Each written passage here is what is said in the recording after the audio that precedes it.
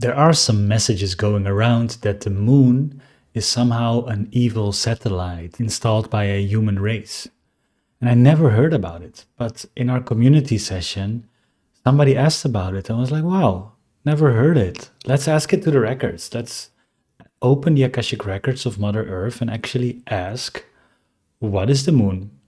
What is it about? Is it even healthy to connect with it? Now the answer that came true was so mind-blowing. We were all like, whoa, we didn't expect that to come out. And it was such a nice, almost masterclass of what is going on and what is important right now that I had to share it with you. The question was asked by the beautiful Anastasia, and I asked her if I had the permission to share this with you. And she said, yes, of course. So, with her permission, I hereby share the channel that came through on the moon and if the moon is evil or not. I have a question that Mm-hmm. I would like to have the perspective of the Akashic records about the moon. Mm. Yes, because I've read somewhere that the moon is an artificial satellite, and that is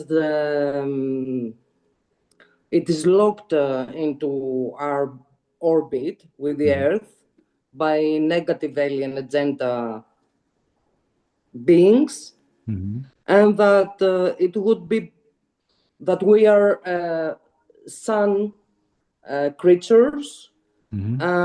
and that would actually not be good, let's say, to, To talk to the moon, yes, to do a full moon dance.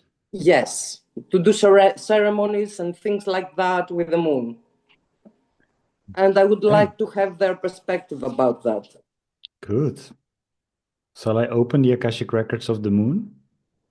Or No, no, no, no. I no, wouldn't oh recommend. no, that's No, the no, worst no. records to open right now. Yes. Okay. Shall I open the Akashic records of the Earth? Maybe? Mother Earth? Yes.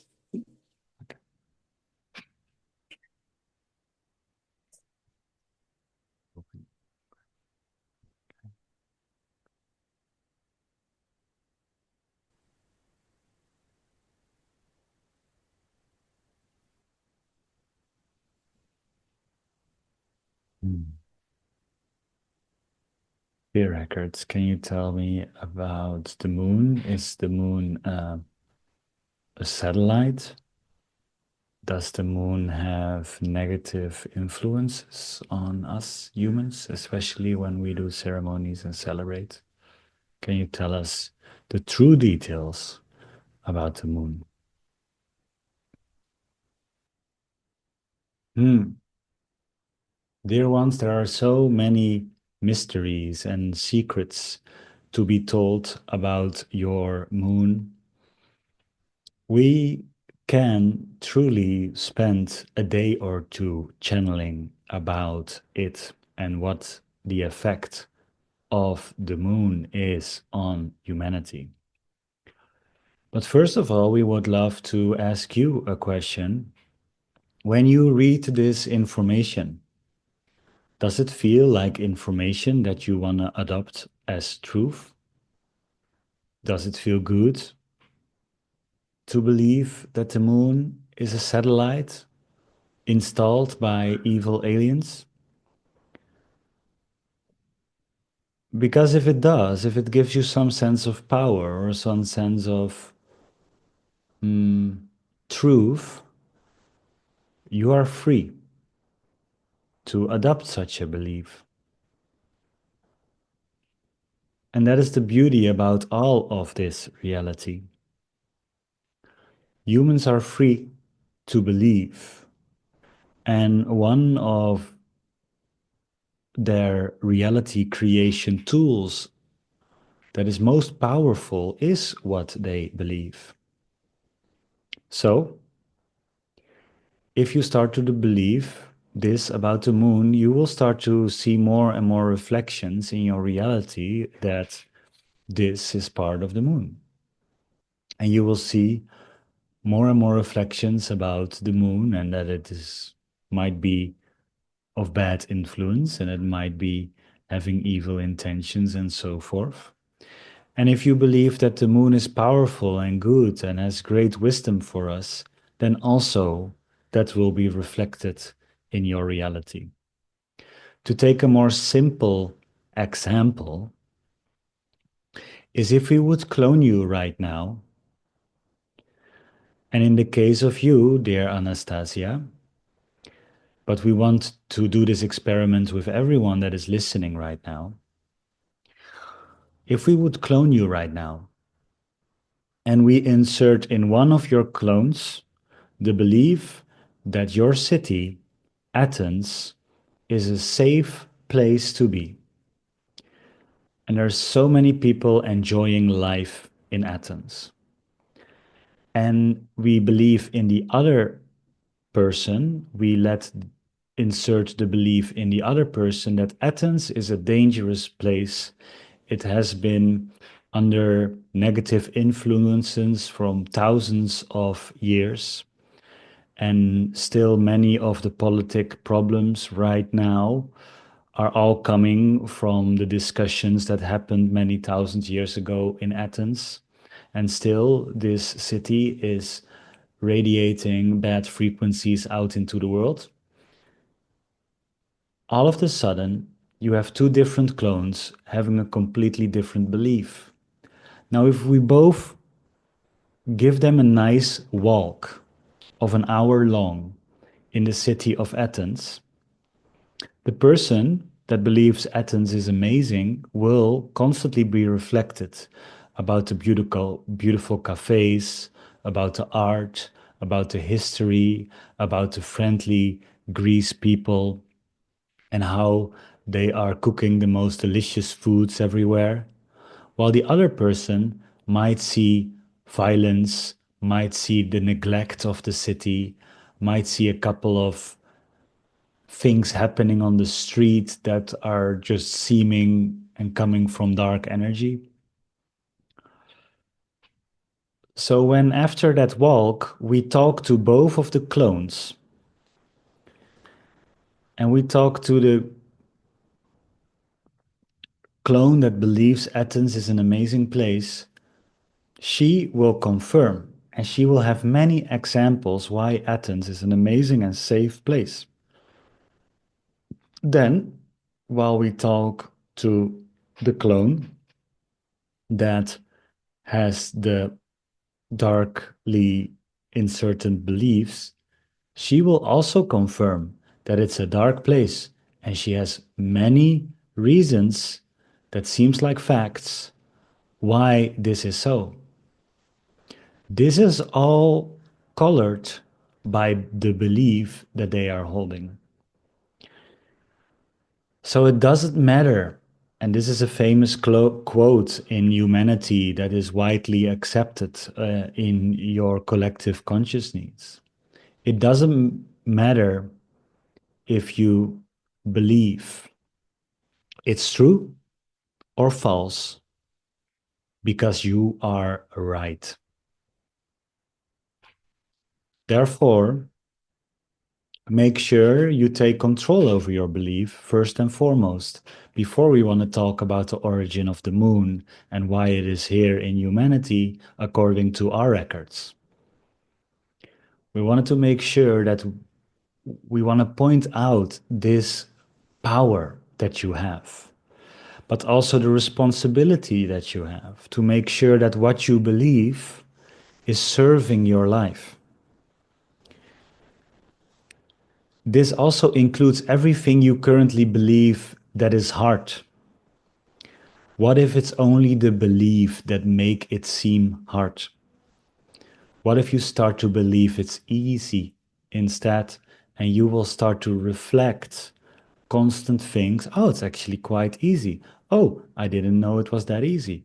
Oh, just by believing it becomes easy, and it is easy, you start to already live in a new reality. Reality reflects strongly on how you believe.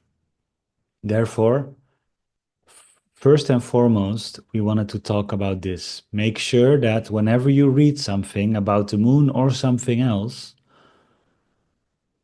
think about, would believing this make my life better or not? Would believing this make my life feel more true or not? Because it colors your word greatly and it will be reflected to you. That's what beliefs will constantly do.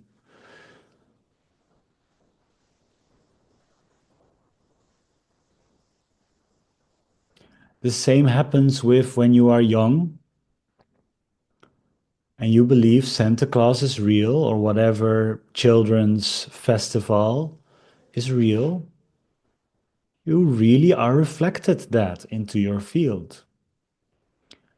And at one point, your parents say, oh, no, it's not. We are actually buying these gifts. And all of a sudden, you see that reflected in your reality. And then maybe a spiritual teacher comes and say, oh, Santa Claus is actually real, but it's just forgotten by humanity. And all of a sudden, you start believing again, as some people do. Some believe the earth is flat, and they start to see that reflected in their reality.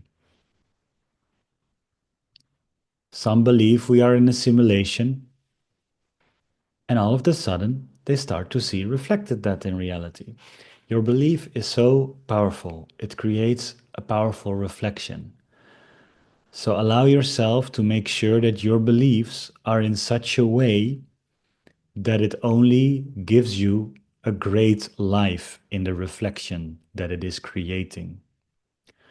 And next to that, allow yourself, whenever life is hard or turns weird or moves into patterns that you don't like, to also look at your beliefs and ask yourself, oh wow, what am I believing about this part of my life? Can I adopt other truths that might give me a better reflection? Beautiful. With that part being completely covered, we want to talk about what we see in our records. And you can then decide if you like to believe this or not. We don't see in our records that the moon is a satellite.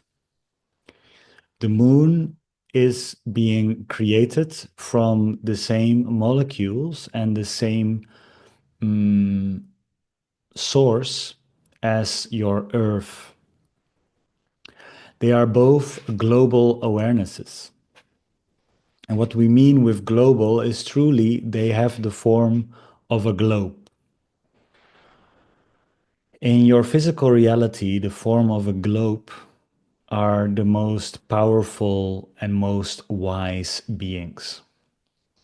When an organism is in the form of a globe, you can be assured that they are wise, that they are far ahead of anything that is in a different shape. Global awarenesses are therefore having their own level of reality to deal with and to handle. Now, your Earth has one moon. There are many planets. Look, for example, at your Jupiter or even other planets in nearby star clusters that have way more moons than yours. What does that mean? What does the amount of moons mean that circle around the planet? It actually means something very similar than how many electrons are floating and circulating around your protons. What is the difference? Now, if there is one, it is a hydrogen molecule. If there is two, it becomes another molecule. If there is three, it becomes another molecule. And if you look at the periodical table of all your elements that most of you had in your chemistry class, the only difference between these elements is the amount of electrons that move around. So, just like that, a planet that has 7 moons is holding a very different element than a planet that with just 1 moon. It has a different role. It has a different structure. It has something else to play. Now, what is also very beautiful about this is that the moon and the earth are actually coming from the same source. But through millions and millions years of gravitational dances and play, at one point, this is the equilibrium that is created. Now, what does that say? That say that these beings became global beings and started to work together to hold a certain frequency.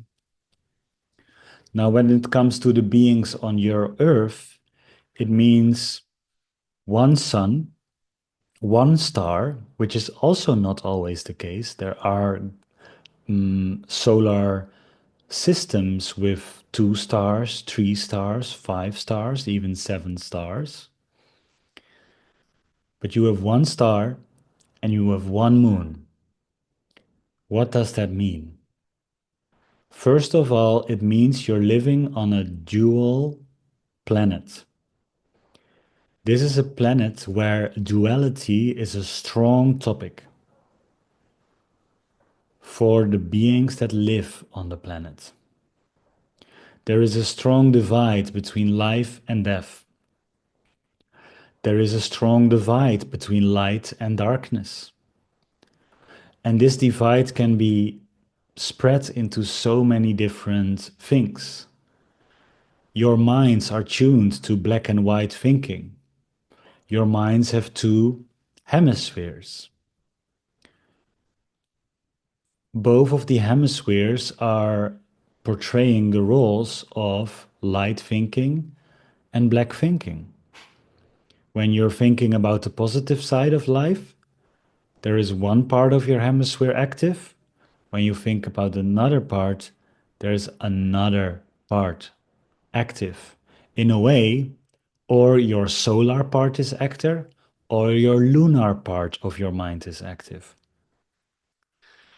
Now, if you would signify the lunar part of your mind with negative thinking and with the darkness of the night, you might start to create stories that are very negative. But we don't see that. We see it as a contrast that this planet chose to embody so that the beings on this planet could reach unity through duality. In other words, by a strong contrast in light and darkness, a human eventually in her evolution will be able to hold both light and darkness. And as soon as that holding of both opposites has been achieved, there is a level of unity that comes from the inside of that being. Because eventually you are all one, reflected through many. And this dance that you see playing between the planets and the stars and the moons are all different places where a part of unity can be developed. If you would have three moons, there might be a trinity dynamic going on there. Or that might happen when you have three stars circulating around each other. Whatever the galaxy is that you are in, there are different qualities there to learn and embody based on the level of star and the level of moons on these livable planets.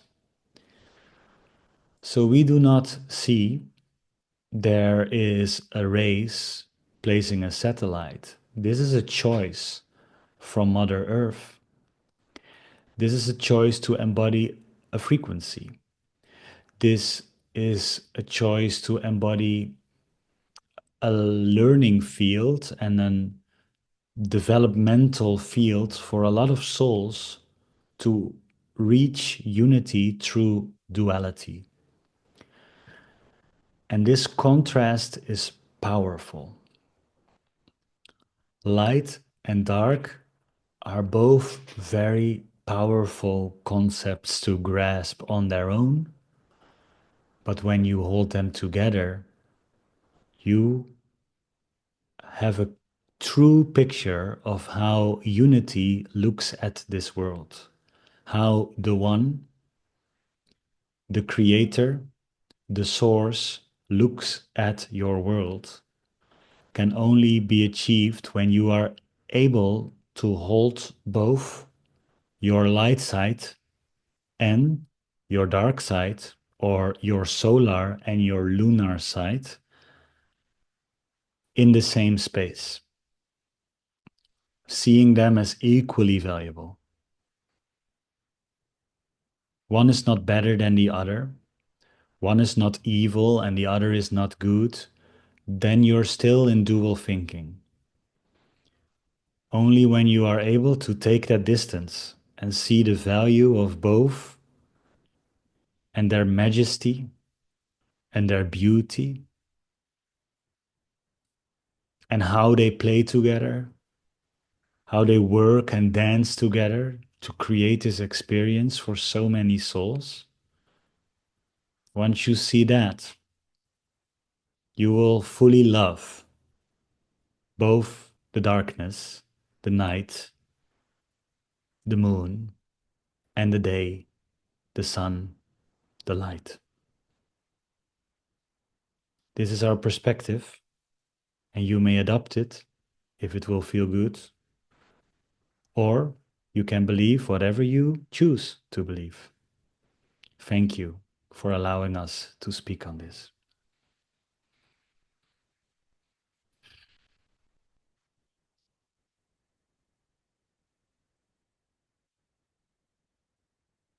That was no small answer. No, it was too much, much more than I was expected. But it was a lovely answer, actually. Yes, it was really very, very powerful answer. Wow. Yeah, that was indeed. And I even felt they were keeping it short because I felt there was just so much more information there that I was like, oh my God, we might need a couple of days but it might be a nice couple of days sometimes that I'm just like, okay, let me just channel for 2 days on this concept and, place it somewhere. That would be cool. But wow, that was incredible. I learned a lot. That was awesome. Thank you for asking Thank you. questions. Thank you. And even this is such a good example, I think, of what they're talking about. And Joe, thank you for your patience. I see your hand is raised. I just want to say, um, from a dualist, what they were talking at the end about dualistic and unity and how it can be seen different but working together. Like I remember that part. And you know, you read an article, you read something about the moon, and it feels a little bit like, oh, it's an evil, it's like a little bit conspiracy, it's a little bit evil. That might be stamped as darkness. and might be stamped as bad or whatever you feel like it is.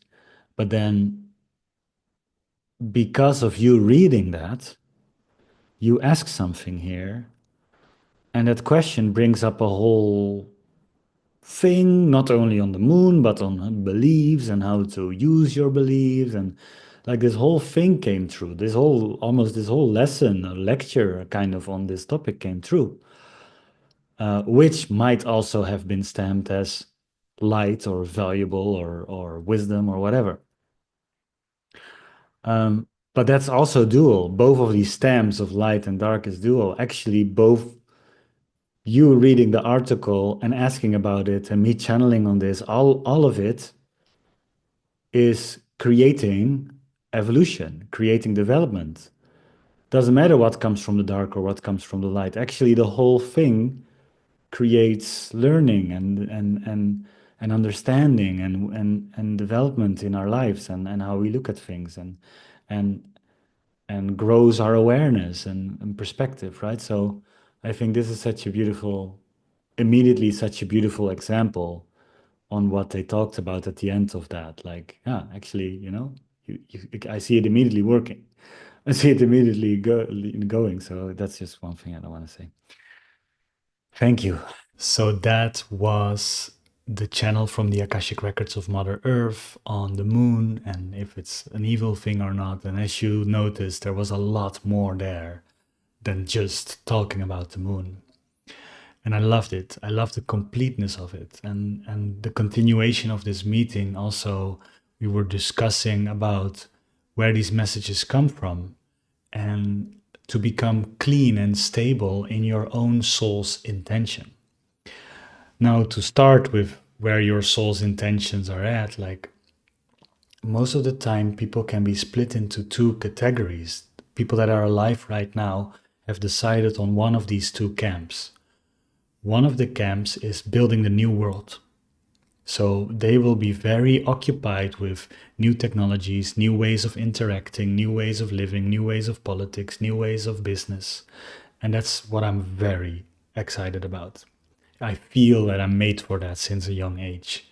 But there is also a camp that is here to process the old emotions, to process the emotions that have been like entertained because they need to get out of the collective field so that the new earth can fully land. Now, what does that mean? They might be very interested in war or inequality or solving problems that are currently here, like hunger or like. So, some people are focused on current day problems, and others are finding solutions to let the whole system work better. Whatever you feel inside of yourself is perfect. There's both of these camps are very needed. But what is important is that you stay sovereign and stable in that intention, in that knowing. So if you feel you're from the new earth, but you get messages of conspiracy theories and this is evil and that is going on, that's actually old world vibration inviting you, luring you. But if you are stable enough, it will not even touch you. It will not even come into your field, probably, or you will not notice it. If you're not stable enough and you're kind of floating between these camps, you might go from left to right, from light to left, from light to left, you're constantly, what's going on? You're in that state of like, oh my God, what's the world going on? It can feel very chaotic. It can feel very unstable. So I want to end this message with an invitation to know what you're here for and to become stable in that. Also, when you're in the old world or in processing the current world and you want to, you hear all these messages of new world and eco living and things like that, that can also be destabilizing. So know in which camp you are and then follow on that, filter yourself based on these things, because the more sovereign and integer you are, the more clear of a signal you give to the universe, the more you are able to co-create with life. So I invite you all into that stability and into that inner knowing. And thank you for watching this. It was for me a big revelation. I hope it was for you too. Let me know in the comments, and I send you a big hug. So much love. Thank you for being with me on this journey. See you on the next one.